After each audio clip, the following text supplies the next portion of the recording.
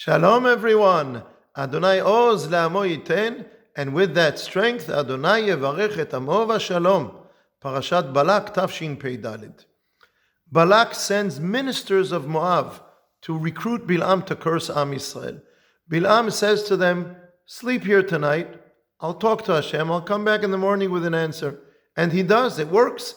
In the morning, he says to them, Hashem said to me, don't go with them. How is this possible?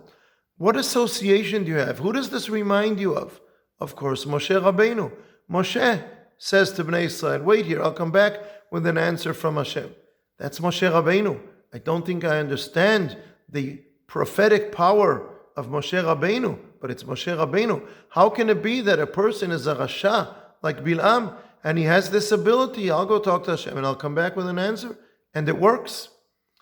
True, Chazal made comparisons between Bilam and Moshe, how they're similar and how they're different in Masechet Avot, in Midrashim. But how does it work? Rav Kook says in one of his letters, yes, it's possible.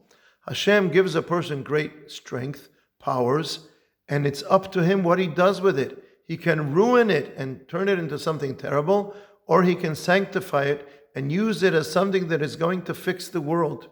Rav Kook writes that this is the secret of pnimiyut and chitzoniyut, what you have inside and how that influences the way you behave externally. If your pnimiyut, if the sanctity of your neshama, if that leads and you use your powers positively, you're sanctifying the way you behave externally. But if the external overcomes the internal, the intrinsic, then you are ruining it and turning it into something which is impure. And in the same letter, Rav Kook writes that sometimes the rabbis, Chazal, do not want to show us that evil people, that bad people are small, but to show us that they have great powers. And nonetheless, they are bad people, so that we will know to beware of these people.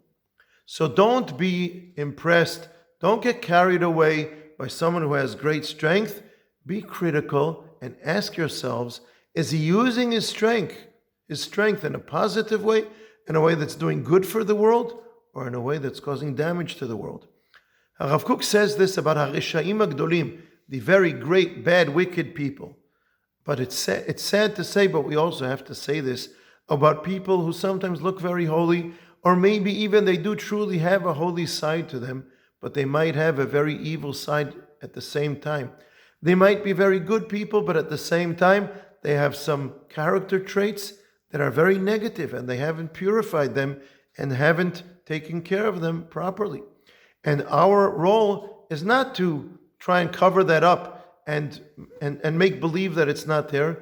We have to beware, and we have to warn other people not to imitate that behavior and be careful from these people. Sometimes we also shouldn't exaggerate.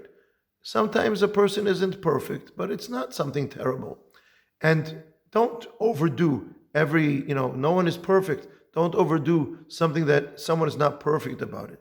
But on the other hand, if it's something that can cause damage to other people, serious damage, we have to not cover it up. We have to be careful and warn others about these people. But not only about others, what about ourselves? Sometimes we think we're really impressive. I've become a leader. I'm a counselor. I'm a manager.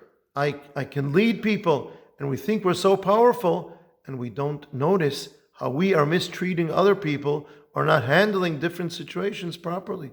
So each person asks myself about myself, am I being careful with the way that I carry out the power that I have in my life? Someone who is not wary of this, you should be wary of them.